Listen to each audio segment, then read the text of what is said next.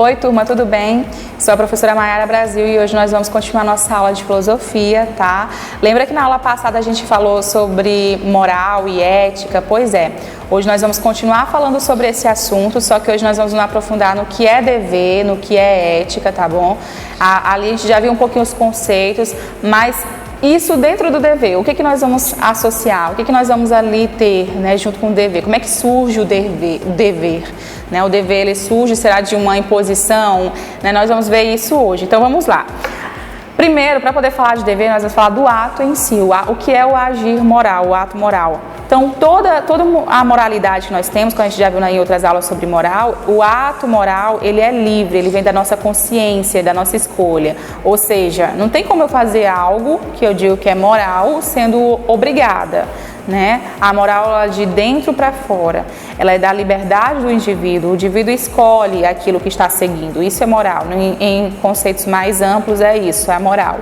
Ela sempre é intencional, ou seja, todo o ato que é feito, todo o agir que é feito, toda a ação que é feita tem uma intenção. Por exemplo, se eu pego a garrafa e boto aqui no centro da mesa, eu tive a intenção, quero o quê? Deslocar a garrafa para o centro, para quê? Para mostrar para vocês.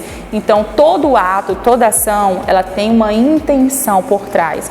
Todo ato, ele é consciente, ou seja, para colocar aqui no centro, primeiro eu tive que pensar, e tudo isso aqui no meu cérebro, na região do meu cérebro, eu tive que pensar a garrafa, tive que localizar a garrafa, e aí só depois eu peguei a garrafa e coloquei no centro. Então toda a ação, ela passa primeiramente pela nossa mentalidade. Essa mentalidade é ligada com a nossa moralidade. Então tudo que nós fazemos e deixamos de fazer é por causa da nossa moral, essa moral que define os nossos valores e os nossos comportamentos. Então, geralmente o ato moral também está ligado, deve estar ligado à solidariedade. Por quê? Porque muitas vezes, se você faz um ato pensando só em si, como a gente já viu em outras aulas, a sociedade acaba meio que enfraquecida, com mau funcionamento, mas quando a gente começa a pensar não só na gente, começa a pensar também no outro, a gente começa a ter uma sociedade um pouquinho mais organizada, uma sociedade um pouquinho mais construída. E aí nós vamos ter o ato como solidário, compromisso social. Por que compromisso social? Porque geralmente todo o ato que nós fazemos, ele foi pensado, e geralmente a gente se sente bem quando a gente está de acordo com a moral que é aceita da nossa sociedade. Geralmente as pessoas se sentem mal se aquele ato que eu acabei de fazer, ele não é aceito pelaquela sociedade. Então geralmente o ato moral, ele vai também estar dependendo das outras pessoas, ou seja, do que as pessoas acham que eu estou fazendo, ou aquilo que eu acho que estou fazendo das outras pessoas. Então o ato, todas as ações, elas estão envolvidas com a moral. Por quê? Porque nós nos sentimos às vezes com um compromisso que vai muito além dos nossos interesses pessoais. Eles perpassam pelo nosso convívio, com a rotina que a gente tem com as pessoas do nosso dia a dia ou as pessoas da nossa sociedade, as pessoas mais próximas da gente e até do nosso país. Então, como é que surge o dever? O dever, ele surge de um comportamento moral. Por exemplo, eu não posso faltar à aula, né? Um comportamento, foi um agir. Eu venho para a escola todos os dias, né? De segunda a sexta, fora os feriados. Então, eu venho todos os dias para a escola. Por quê? Por que eu tenho esse comportamento moral? Né? Porque eu interiorizei que eu tenho um dever, ou seja, que eu preciso ir, eu não posso fazer essa desfeita, esse descompromisso com os meus alunos, eu não posso deixar a organização da escola na mão. Então, na minha cabeça, mesmo ninguém me obrigando, me empurrando, me colocando dentro de um carro para vir para a escola, eu levanto por liberdade, por consciência e venho para a escola. Por quê? Porque eu tenho um dever com as pessoas que estão me assistindo, eu tenho um dever com os meus alunos, eu tenho um dever com a escola. Então, o comportamento moral, ele não é uma algema que a pessoa te prende. Você vai porque você se sente num compromisso social, um compromisso que passa das suas vontades, que não depende só das suas vontades. Então, muitas ações que nós temos no nosso dia a dia passa pela nossa moral, que aí entra o dever. O dever é um tipo de comportamento que nós fazemos porque nós precisamos ou nós nos sentimos na função de resolvê-lo para não decepcionar as pessoas que estão perto da gente. Então, o dever é livre no sentido interior para o externo, ou seja, todo dever ele nasce primeiro dentro da pessoa. Geralmente, quando você é criado pelos seus pais, os seus pais te deram muito amor na infância, a maioria das pessoas tem a tendência de devolver o amor dos pais. Por quê? Porque na consciência moral deles, aquele comportamento, aquele ato fez com que ele também quisesse retribuir para a família, mesmo a família não cobrando nada. Por quê? Aquele comportamento gerou um dever dentro dele, um dever que é ligado à moral. Se você não lembra o que é moral, tem que revisar as aulas anteriores, tá bom? Então, obedece uma lei que foi escolhida. Por exemplo, toda lei que existe na nossa Constituição, ela foi escolhida pela população. Por exemplo, tá lá os ministros, está lá os presidentes, os vereadores, os senadores, e eles querem aprovar alguma lei, eles querem aprovar algum decreto, alguma medida. E aí eles pedem para a população votar. Então, se por acaso a maioria votou que sim, que aquela medida ali vai ser aplicada, tem que ser aplicada, lógico que ali vai ser um comportamento moral escolhido pela pessoa, ou seja, mesmo que a pessoa tenha votado contra, a maioria venceu, então de certa forma a sociedade escolheu aquela lei. Se você escolheu aquela lei por liberdade, aquilo ali deve se tornar um dever para você, ou seja, deve se tornar o comportamento que você deve seguir, né? Por isso que nós obedecemos a lei, porque é um dever que nós devemos seguir. E aí muitas pessoas escolhem respeitar, mas sempre tem aquelas pessoas que não respeitam. Então, quando a gente está aí dentro de uma sociedade em que algumas pessoas não respeitam essas leis que foram escolhidas, nós chamamos essas pessoas de transgressoras. A gente não chama essas pessoas daqueles nomes feios que a gente vê na internet, a gente não xinga elas, não xinga a mãe delas, tá? Então todas as pessoas que resolvem não obedecer uma determinação, uma escolha, aquilo que foi escolhido pela maioria ou pela própria pessoa, nós chamamos ela de transgressora. Ela vai fazer uma transgressão, tá? Que ela vai desobedecer aquilo que foi aceito. Então, por que a gente fala isso? Porque, às vezes, nós temos vontades e desejos que nos questionam. O ser humano, ele não é harmonioso o tempo todo. Em alguns momentos da nossa vida, a gente vai confrontar muitos anseios nossos, muitos desejos, que vão confrontar a nossa moral, que vai acabar nos questionando, nos deixando mais confusos. É aquele momento em que a gente vai se sentir perdidos na vida. E aí, para você entender melhor o que é desejo, o que é vontade, para você escolher melhor, para você não fazer tudo no impulso e se arrepender depois, nós vamos ver agora o desejo e a vontade, qual é a diferença. Inclusive Nietzsche vai falar muito sobre isso, outros caras também, né, vão falar um pouquinho sobre isso. Mas aí o que nós estamos vendo hoje? Nós estamos vendo a questão da liberdade, do dever, né, e aí nós vamos ver agora por que o ser humano fica em conflito com algumas leis, com algumas determinações sociais.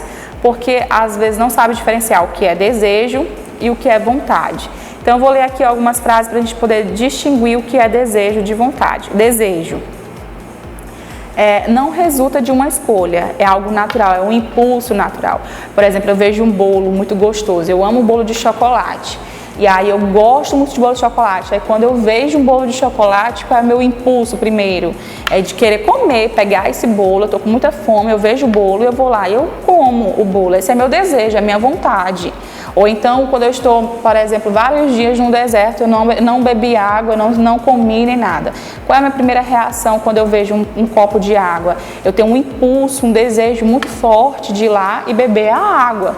Então, isso é desejo. O desejo é um impulso natural, que a gente não escolhe, a gente deseja. Eu vejo algo que eu gosto, naturalmente o meu corpo responde com desejo. Eu quero aquilo ali, meu corpo deseja aquilo ali. Né, geralmente relacionado à comida, geralmente essas pulsões que nós sentimos. Então, o desejo é algo que nós não escolhemos, é algo natural do nosso corpo, né? Surge como uma força que exige a realização. Então, toda vez que a gente tem um desejo, o nosso corpo pede para que a gente realize esse desejo, a gente quer realizar esse desejo. O nosso corpo quer fazer o máximo, ele começa a planejar milhares de ações para poder realizar o desejo. Ou seja, quando eu falei para vocês da garrafa, então, quando eu quero aquele desejo, já passa na minha cabeça 1 milhão de informações para realizar meu desejo. Ou seja, antes de fazer qualquer ato, passa alguma coisa na minha cabeça. Só que o desejo é muito voltado para o impulso. Eu não tenho uma reflexão desses meus atos. Muitas vezes o desejo também está relacionado àquelas coisas que eu faço e aí depois que eu faço, eu penso, eu me arrependo. Geralmente eu faço aquilo ali e aí quando eu faço aquele ato, nossa, eu nem percebi que estava fazendo isso. Então o desejo, eles geralmente são pensamentos muito rápidos, não é aquele pensamento complexo. Você faz aqueles atos como uma forma de reflexo mesmo, né?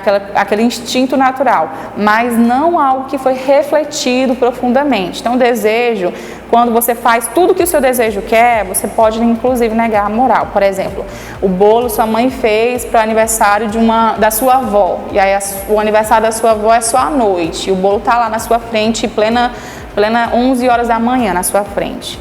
Muito gostoso, com moranguinho lá em cima, né? E aí, se você for realizar o seu desejo de pegar o bolo e comer, você vai estragar o aniversário da sua avó. Então, o desejo, muitas vezes, quando você realiza ele, você nega a moral, ou seja, você está negando aquele sentimento reflexivo, que depois vai te causar culpa. O que é a vontade? A vontade já é o pensamento reflexivo sobre aquilo. Eu tenho desejo, todos nós temos desejos, mas todo agir, ele é uma antecipação de um objetivo. Ou seja, toda vez que eu tenho um desejo e eu planejo de forma complexa de como realizar esse desejo, já não é mais um desejo, é uma vontade. Por exemplo, se eu quero comprar uma moto, eu quero muito comprar uma moto, né? Como eu vou fazer para comprar essa moto? Eu tenho um desejo, ter a moto, mas como eu vou fazer para conseguir essa moto? Como? Claro que trabalhando, né, gente, pelo amor de Deus. Então aí vocês vão fazer o quê? Vocês vão planejar como ter a moto, porque você está com vontade. O desejo é uma coisa que você quer e quando você realiza, logo passa. Ou então, se você demora um tempo, se afasta um pouquinho daquele objeto que te dá desejo, logo passa. A vontade não. A vontade você acorda todo dia planejando como vai fazer. Você acorda todos os dias pensando em ter aquele objeto de forma prolongada. Você tem uma reflexão de como ter aquele objeto. Então, a vontade é bem mais ampla do que o desejo em si. O desejo é um ato voluntário. Então, para que você tenha a vontade é um ato voluntário. Que quer dizer o quê? Quer dizer que toda vez que você tem uma vontade, você pensou, você consentiu, e aí cada ato que você vai fazer dali para frente, depois que você pensou, refletiu, ele é um ato voluntário, ou seja, você está fazendo ele planejado, você não está fazendo à toa. Aquela pessoa que planeja algo, faz algo, e aí aquele ato que ela planejou foi um ato voluntário, que ela consentiu. Aquelas pessoas que dizem, eu fiz sem querer, e aí às vezes nem fez sem querer, ele fez por vontade, né? Agora, quando eu como uma coisa que eu desejei muito aquela coisa e depois me arrependi, realmente foi um desejo. Agora, quando eu faço uma coisa que eu planejei, já não foi desejo, já teve um processo mais aprofundado do cérebro, e aí nós já temos a vontade, que foi planejada, foi consentida. E aí, por isso que nós voltamos para os transgressores. Muitos transgressores, eles vão fazer atos que vão ser relacionados ao desejo. Esses atos, eles podem até ser perdoados em alguns casos na lei. Mas muitos atos transgressores que são feitos por vontade, ou seja, foram atos reflexivos, foram consentidos, eles são mais difíceis da pessoa ser livre da punição que existe contra esses atos de transgressão. Então, nós vamos ter aí a vontade, que vai priorizar também alguns desejos, adiar outros e até rejeitar o que é inadequado. Então, olha só, a vontade é como se fosse o controlador, o desejo é todas as nossas vontades, né? Os desejos são todas as nossas pulsões, os nossos impulsos, né? E as vontades é o que controla os nossos desejos. Esse aqui eu quero agora. Esse aqui eu vou deixar para mais alguns anos, né? Esse aqui eu não quero porque ele é inadequado, a sociedade acha feio. Então, a vontade é que faz a gente colocar as ordens dos desejos, ou seja, esse desejo pode, esse aqui não pode, esse vem primeiro, esse vem depois. É a vontade que vai organizando os nossos desejos, né? A bússola e a balança. Esse aqui é um conteúdo que é muito usado pela filósofa Aranha, e aí a Aranha ela vai falar o seguinte, que a bússola e a balança são as formas como a gente vai usar esses desejos e essas vontades em relação à moral. Então, olha, para ela, a maturidade, muitas pessoas elas são imaturas, muitas vezes fazem o que tem na cabeça, fazem as coisas por seu interesse pessoal. Para a Aranha, Só pode ser uma pessoa madura, preparada para viver a vida pública, a vida política, aquelas pessoas que têm o sentimento de partilha, que olha para o outro ser humano e não é egoísta, não quer as coisas só para si. É um ser humano que quer partilhar as alegrias, que sente a dor do outro, que se compadece, porque quando a gente é muito egoísta, a sociedade ela tem a tendência de fragmentar e de cair, de ruir. Mas quando a gente é cooperativo, solidário, a gente se compadece da alegria do outro, das tristezas do outro, a gente acaba também crescendo juntos, porque se eu choro com a dor do outro, eu entendo, eu vou fazer medidas para que aquela dor não se repita com mais pessoas. E aí, se um dia acontecer comigo, já tem uma medida que me protege. Ou então, uma medida que evita isso acontecer comigo. Então, quando a gente tem a maturidade, segundo a Aranha, a gente aprende a olhar mais para o outro e tentar ter uma sociedade mais saudável, com mais convivência social, de qualquer ser humano, né? Não só daqueles que eu gosto. E aí nós vamos até lembrar um pouquinho da Bíblia, fazendo referência à Bíblia, quando Jesus diz para amar o próximo, né? E não fazer distinção de pessoas, inclusive rezar pelos seus inimigos. Por quê? Porque quando a gente sai um pouco de si e a gente começa a enxergar o outro, a sociedade ela começa a crescer, ficar em harmonia, o caos diminui na cidade, o convívio é melhor, todo mundo cresce bem. Então, quando avaliamos nossas ações, avaliamos também nossa sensibilidade. Para ela, a maturidade vai ser resumida em como a gente vai se sensibilizar. Se você consegue se sensibilizar com a dor do outro, com a alegria do outro, você é uma pessoa madura. Mas quando você não consegue sentir a dor do próximo, não consegue sentir a dor das pessoas que convivem contigo, você não consegue perceber além do seu mundo, dos seus interesses, você é uma pessoa imatura, uma pessoa que não está preparada para viver em sociedade. Então, para ela, a moral ela faz uma comparação, como se a moral fosse uma bússola e como se a moral também fosse uma balança. Por quê? A bússola, ela aponta para o norte. Então, muitas ideias nossas, muitas construções que nós temos sobre o mundo é como se fosse uma bússola. E aí, quando você tem essa ideia de maturidade, quando você tem essa ideia de respeito, de solidariedade, você está indo para o caminho certo do convívio. É como se fosse uma bússola, tem um caminho certo para que você não se perca naquela sociedade, naquele mundo, né? Inclusive, Darwin vai dizer que o mundo é uma selva, né? Compara o mundo como se fosse uma selva, porque o mundo, a natureza do ser humano, em geral, é terrível, é cruel. E aí, sobrevive quem são os mais fortes. E aí, quando a Aranha coloca aqui que a moral é como se fosse uma bússola, é porque a sensibilidade, a maturidade faz fugir desse mundo que é uma selva. O mundo se torna mais harmonioso. E aí ela coloca a bússola aqui como uma orientação de como viver melhor nessa sociedade. E aí, através disso, norteia a direção do que é melhor. Ou seja, eu vou fazer muito além dos meus interesses pessoais. Eu vou olhar um pouquinho para o lado. Eu vou andar pelo caminho certo. A balança vem no sentido do seguinte, muitas vezes, aí tem um exemplo do empregador, até falei para vocês em algumas aulas atrás sobre o empregador. O que vocês iam fazer nessa situação? Eu estou empregando as pessoas, eu tenho 2 currículos diferentes. O primeiro é um cara muito bom, de muita formação, ou uma mulher de uma formação excelente, né? Tem uma longa experiência naquela área que está procurando emprego. E do outro lado eu tenho um currículo de um colega meu, muito amigo meu, que não é ruim, mas que é inferior ao primeiro currículo. O que é que vocês iam escolher se fossem vocês os empregadores? Vocês iam escolher aquela pessoa que tem uma formação melhor, que se saiu melhor na entrevista, que tem uma longa experiência naquele serviço, ou o seu grande amigo, o seu melhor amigo que conviveu com você desde a infância? O que é que você escolheria? Então, nesse caso aqui que a Aranha apresentou, o empregador escolheu o melhor amigo. Essa foi a medida que ele usou. Ele usou a medida da amizade, ou seja, ele não usou do conhecimento em si, da capacidade do indivíduo em si. É como se fosse uma balança. A gente escolhe as pessoas, a moral é como se fosse uma medida que eu coloco nessa balança, um peso que eu coloco nessa balança. Então, o que vai pesar mais? O conhecimento ou a amizade? Então, muitas pessoas, como não tem uma lei escrita de como empregar, eu posso empregar quem eu quiser, de acordo com a ideia daquela empresa, muitas pessoas acabam colocando medidas pela amizade, sem se importar se a pessoa ali é um bom profissional, sem se importar se a pessoa vai ter um bom relacionamento com as pessoas daquele ambiente. O problema está quando? O problema está quando a gente faz medidas meio que preconceituosas. Lembra que no primeiro dia de aula a gente falou o que é preconceito?